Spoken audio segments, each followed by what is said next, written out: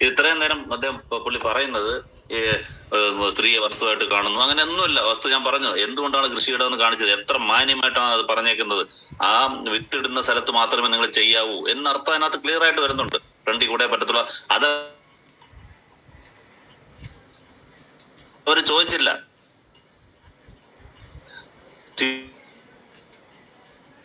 തിരിഞ്ഞ് ബാക്ക് പോസ്റ്ററിൽ വജനൽ സെക്സ് ആണ് ചോദിച്ചത്. പക്ഷെ എല്ലാത്തിനും കൂടെ അർത്ഥം വന്നു, എല്ലാത്തിനും കൂടെ ഉത്തരം തന്നു. അതുകൊണ്ടാണ് ആ ഒരൊറ്റ വാക്കില് അവസാനം പറയാന്ന് പറഞ്ഞിരുന്നില്ല. അത് എത്രത്തോളം റൂളുകളാണ് ഇതിനകത്ത് വരുന്നതെന്നുള്ള ആലോചിച്ച് നോക്കുക.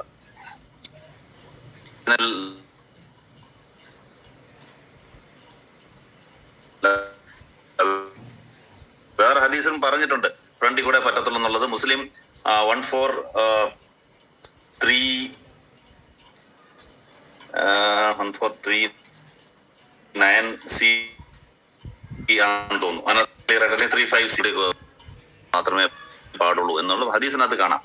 അതുമല്ലാതെ ഇതിനകത്ത് തന്നെ ക്ലിയർ ആയിട്ട് മനസ്സിലാവും അത് കൃഷി എന്ന് പറയുന്നുണ്ട് മാത്രം. ആ എവിടെയാണോ വിത്തിട്ടാൽ കൃഷി ഉണ്ടാവുക, മുളയ്ക്കുക, അവിടെ മാത്രമേ ചെയ്യാവൂ എന്നുള്ളതും ആ വാക്കിൽ അത്രയ്ക്ക് അർത്ഥം അതിനകത്ത് വന്നിട്ടുണ്ട്. ഒന്ന്. രണ്ടാമത് ഈ അന്ധവിശ്വാസം ശരിയല്ല. പിന്നിലൂടെ സമീപിച്ചു കഴിഞ്ഞാല് നിങ്ങൾക്ക് സ്കിൻ ഉണ്ടാവും അല്ലെങ്കിൽ കോങ്കൺ ഉണ്ടാവും എന്ന് പറയുന്നത് ശരിയല്ല എന്നുള്ളതും ക്ലിയർ ആയിട്ടുണ്ട്. പിന്നെ ഒരു അർത്ഥം കൂടെ ഉണ്ട്, ഞാൻ പിന്നെ പറഞ്ഞുതരാം. ഇത് ഒരു ഡോക്ടറിന്റെ അടുത്ത് ഒരു ഇതേ സംശയം പോയി ചോദിച്ചു കഴിഞ്ഞാൽ, ഒരു സ്ത്രീ ഒരു ഡോക്ടറിന്റെ അടുത്ത് ചോദിക്കാൻ വിചാരിക്കും, ഇങ്ങനെ ഒരു അഭിപ്രായം പറയുന്നുണ്ട് നമ്മുടെ അടുത്ത്, അപ്പം ഇങ്ങനെ ഒരു ഇത് ചെയ്ത് കഴിഞ്ഞാൽ ഇത് കുട്ടിക്ക് ഇത് ഉണ്ടാവുമോ എന്ന് പറഞ്ഞാൽ ഒരു ഡോക്ടർ ഇത് പറയും, ഒരു കുഴപ്പമില്ല നിങ്ങൾ ചെയ്തോ എന്ന് പറഞ്ഞാൽ, ഇപ്പം ഈ പറഞ്ഞ വാക്കുകളെല്ലാം വെച്ചിട്ട് ജബ്ബാർ മാഷ് പറയുമോ ഇത്രയും വൾഗറായിട്ട് വൃത്തികെട്ട ഇതായിട്ട് സ്ത്രീയെ ഒരു വസ്തുവാക്കിയിട്ട് അതിനെ മോശമായിട്ട് അതിക്രമം കാണിക്കാൻ ആ ഡോക്ടർ പറഞ്ഞെന്ന് ജബ്ബാർ പറയുമോ? അപ്പം എത്രത്തോളം ആ ഒരു കോട്ടിമാട്ടലും എത്രത്തോളം തെറ്റിദ്ധരിപ്പിക്കലും ഇസ്ലാമിനുള്ള വെറുപ്പ് അല്ലെങ്കിൽ ആ ഒരു സിദ്ധാന്തം കയ്യിലെടുത്തു എന്നുള്ളത് കൊണ്ട് ടിവിയുടെ മുമ്പിൽ ഇരുന്ന് എന്തും പറയാം എന്നുള്ള ഒരു സ്റ്റാൻഡല്ലേ ഇയാൾ എടുത്തേക്കുന്നത്. ഇയാളുടെ എല്ലാ വിമർശനം ഈ രീതിയിലാണ്. അപ്പൊ നമ്മൾ ഒരെണ്ണം മാത്രം കീറി മുറിച്ചെടുക്കാൻ കാരണം ഒരെണ്ണത്തിനകത്ത് ഇത്രയും കള്ളം പറയും, ഒരു 4 ആയത്തുള്ളതിനകത്ത് ഇത്രയും കള്ളം പറയാമെങ്കിൽ ഇയാൾ ഈ ക്ലാസ് മൊത്തം പറഞ്ഞതിനകത്ത് എത്ര കള്ളങ്ങൾ പറഞ്ഞാണ്. ഇതെല്ലാം നമുക്ക് ഇങ്ങനെ ഓരോന്നോരോ 2 മണിക്കൂർ എടുത്തത് ഇങ്ങനെ എടുത്ത് ഓരോ ലൈനായിട്ട് എടുത്ത് കാണിക്കാൻ പറ്റുമോ? അപ്പൊ ആളുകൾക്ക് ഇതൊരു സാമ്പിളാക്കി നമ്മളൊരു വീഡിയോ ആയിട്ട് കാണിക്കുകയാണ്. ഇയാൾ എത്രത്തോളം കള്ളനാണ്, നുണയനാണ്, ആഭാസനാണ് ഇയാള് എന്നുള്ളത് കാണിക്കാൻ വേണ്ടിയിട്ടാണ് നമ്മളിത് ഇത്രയും പറഞ്ഞത്. ഇനി ആയത്തിലേക്ക് വരാം. ആയത്ത് പറയുന്നത് നോക്കുക. അതായത് സ്ത്രീകൾ നിങ്ങളുടെ കൃഷിയിടമാണ്, നിങ്ങളുടെ ഭാര്യമാർ. വളരെ ശ്രദ്ധിക്കുക. നിങ്ങൾ എന്നുള്ള വാക്ക് എത്ര വട്ടം വരുന്നു എന്നുള്ളത് നിങ്ങൾ ശ്രദ്ധിക്കുക. അതിലാണ് അതിനകത്ത് ബ്യൂട്ടി ഉള്ളത്. നിങ്ങളുടെ ഭാര്യമാർ നിങ്ങളുടെ കൃഷിയിടമാകുന്നു, അതിനാൽ നിങ്ങൾ ഇച്ഛിക്കും വിധം നിങ്ങളുടെ കൃഷിയിടങ്ങളിൽ ചെല്ലാവുന്നതാണ്. ഫസ്റ്റ് ഇത് ക്ലബ് ഹൗസിനും മറ്റു ആൾക്കാരിലൊക്കെ മറ്റ് മീഡിയയിലൊക്കെ ആൾക്കാർ ചോദിക്കാറുണ്ട്, ഈ കൃഷിയിടം എന്ന് പറയുമ്പോൾ നമുക്ക് പാട്ടത്തിന് കൊടുക്കാവോ എന്നുള്ള രീതിയിൽ. അതായത് വേറൊരാൾക്ക് കൃഷി ഇറക്കാന്നുള്ള വളരെ വൾഗറായിട്ട് കളിയാക്കാൻ വേണ്ടിയിട്ട്. അതിന് ഉത്തരം ഇവിടെ ഉണ്ട്. നിങ്ങളുടെ ഭാര്യമാർ നിങ്ങളുടെ കൃഷിയിടങ്ങൾ, എത്ര നിങ്ങൾ വന്ന് നോക്കിയാൽ നിങ്ങളുടെ കൃഷിയിടമാകുന്നു, അതിനാൽ നിങ്ങൾ ഇച്ഛിക്കുമ്പോഴത്തേക്കും പോകും. അപ്പൊ വേറെ ആരും പോകാൻ പാടില്ല. ഇത് എത്ര ബ്യൂട്ടി ആയിട്ട് നിങ്ങൾ പറയുന്ന ആ വെറും ബാലിശമായ ആരോപണത്തിന് പോലും ഉത്തരം ഈ ആയത്തിനകത്തുണ്ട്. നിങ്ങൾ മാത്രമേ പോകാവൂ, മറ്റൊരാൾ പോകാൻ പാടില്ല, നിങ്ങളുടെ ഭാര്യമാരാണ്, നിങ്ങളെ പോകാവൂ. മറ്റൊരിടത്ത് നിങ്ങൾ ഇച്ഛിക്കുന്ന രീതിയിൽ എന്ന് പറഞ്ഞാൽ അന്നത്തെ കാലത്ത് നമ്മൾ നോക്കുമ്പോൾ ഈ പോസ്റ്ററിനെ കുറിച്ച് പറഞ്ഞെന്ന് നമുക്ക് വിചാരിക്കും. പക്ഷെ ഇന്ന് മോഡേൺ സയൻസിൽ ഉള്ള വലിയൊരു സമസ്യക്കുള്ള ഉത്തരം ഇതിനകത്തുണ്ട്. കാരണം ഇന്ന് ആർട്ടിഫിഷ്യൽ ഇൻസെമിനേഷൻ നടക്കുന്ന ഒരു കാര്യമാണിത്. ഇന്ന് ഒരാൾ വന്ന് ഒരു മൗലം എടുത്ത് ചോദിക്കുകയാണ്, ഇന്നുള്ള IVF മെത്തേഡ് ഒക്കെ ഉണ്ടല്ലോ, അങ്ങനെ എടുത്ത് ഇംപ്ലാന്റ് ചെയ്യാൻ പറ്റുമോ എന്റെ ഭാര്യയുടെ ഗർഭപാത്രത്തിൽ? ഈ കുട്ടികളുണ്ടാകാൻ ബുദ്ധിമുട്ടുള്ള ആൾക്കാർക്ക് IVF മെത്തേഡിലൊക്കെ ചെയ്യുന്നുണ്ട്. അപ്പം ആ സ്പേം എടുത്ത് ഭാര്യയുടെ ഗർഭപാത്രത്തിൽ ഇടാൻ പറ്റുമോ എന്ന് ഒരാൾ ചോദിച്ചു കഴിഞ്ഞാൽ ഇസ്ലാമിൽ ഇത് പറ്റുമോ ഇല്ലയോ എന്ന് ചോദിച്ചു കഴിഞ്ഞാൽ ഉത്തരവുണ്ട്. ഇതാണ് ആ ഉത്തരം. ഈ ആയത്താണ് അതിനകത്ത് ക്ലിയർ ആയിട്ട്. നിങ്ങൾ ഇച്ഛിക്കുന്ന വിധം നിങ്ങൾ കൃഷി ചെയ്യാന്നുണ്ട്. നിങ്ങൾ ഏത് രീതിയിലും നിങ്ങൾ ഭാര്യ എടുത്ത് പൊയ്ക്കോളൂ.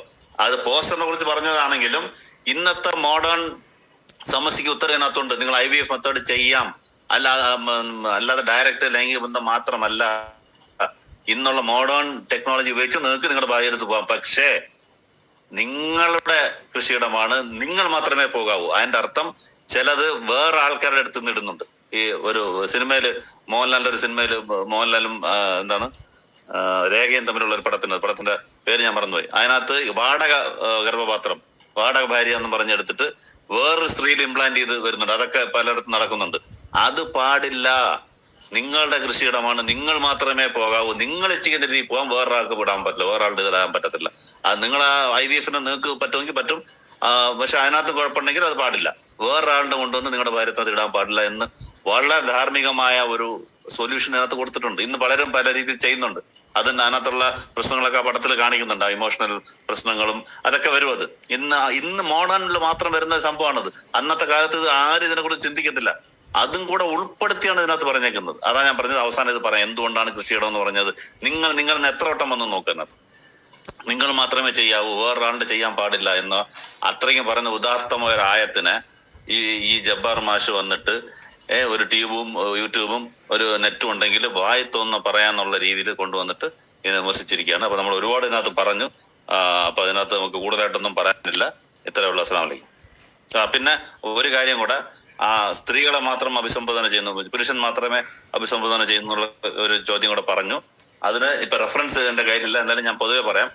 ഖുർആന്റെ എല്ലാ കാര്യങ്ങളും, ഈ ഒരു കാര്യം മാത്രമല്ല, നിങ്ങൾ നിസ്കരിക്കുക, നോമ്പ് വെക്കുക, അങ്ങനെ നിങ്ങൾക്ക് സ്വർഗം കിട്ടും, നരകം കിട്ടും പറയുന്ന എല്ലാം പുല്ലിംഗമാണ്. അതായത് പുരുഷനെ അഡ്രസ് ചെയ്തിട്ടാണ് ഖുർആന്റെ സ്റ്റൈൽ തന്നെ ഉള്ളത് മൊത്തത്തിൽ. അപ്പൊ അന്നത്തെ സ്ത്രീകൾ തന്നെ ഒന്ന് ചോദിച്ചു, ഇതെന്താണ് എപ്പോഴും എല്ലാം പുരുഷനോട് ഡയറക്റ്റ് ചെയ്തിട്ടാണല്ലോ ക്വസ്റ്റ്യൻ ചോദിച്ചിരിക്കുന്നത് എന്ന് പറയുമ്പോഴത്തേക്ക് അപ്പോഴാണ് ഒരായത്ത് വരും ഖുർആനിനകത്ത്. എല്ലാം പുരുഷനുള്ളതുപോലെ തന്നെ എല്ലാവർക്കും സ്ത്രീകൾക്കുണ്ട്.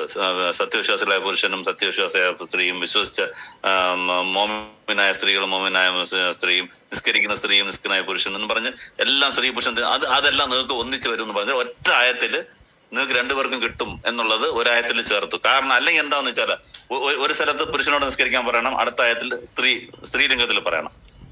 ഓരോ ആയത്തിലും സ്ത്രീയെയും പുരുഷനെയും അഭിസംബോധന ചെയ്താൽ ഖുർആൻ അങ്ങനെ ഡബിൾ ആയിപ്പോകും. അതില്ലാതിരിക്കാനായിട്ടാണ് പുരുഷനെ അഭിസംബോധന ചെയ്തിട്ട് മൊത്തം ഇതെല്ലാം സ്ത്രീക്കും ആപ്ലിക്കബിൾ ആണെന്നുള്ള മറ്റൊരു ആയത്ത് കൊണ്ടുവന്നിട്ട് ഖുർആൻ അത് വളരെ ബ്യൂട്ടിഫുൾ ആയിട്ട് അത് ലിങ്ക് ചെയ്ത് കൊടുത്തിരിക്കുന്നത്. അപ്പം ആ ഒരു ക്വസ്റ്റ്യൻ മാത്രമേ ഉള്ളൂ ഇതിനകത്ത് ജബ്ബാർ മാഷ് ഇതായിട്ട് ചോദിച്ചത്. എന്താണ് കാര്യമായി ഇച്ചിരി അർത്ഥവട്ടമായിട്ട് ചോദിച്ചത്. അതുപോലെ ഈ കേസിൽ പുരുഷൻ വന്നാലും കുഴപ്പമില്ല. പക്ഷെ കാരണം പുരുഷന്റെ കാര്യത്തിലാണ് ചോദിച്ചിരിക്കുന്നത് സ്ത്രീ. അതുകൊണ്ടാണ് പുരുഷന്റെ രീതിയിൽ വന്ന് പുരുഷന് ഓർഡറായിട്ട് വന്നേക്കുന്നത്. ഓക്കെ, ഇത് കഴിഞ്ഞു. പിന്നെ ടെക്നിക്കൽ ഗ്ലിച്ചുള്ളതുകൊണ്ട് കൂടുതൽ നീട്ടണ്ട. ഷമീറെ ക്ലോസ് ചെയ്യാം.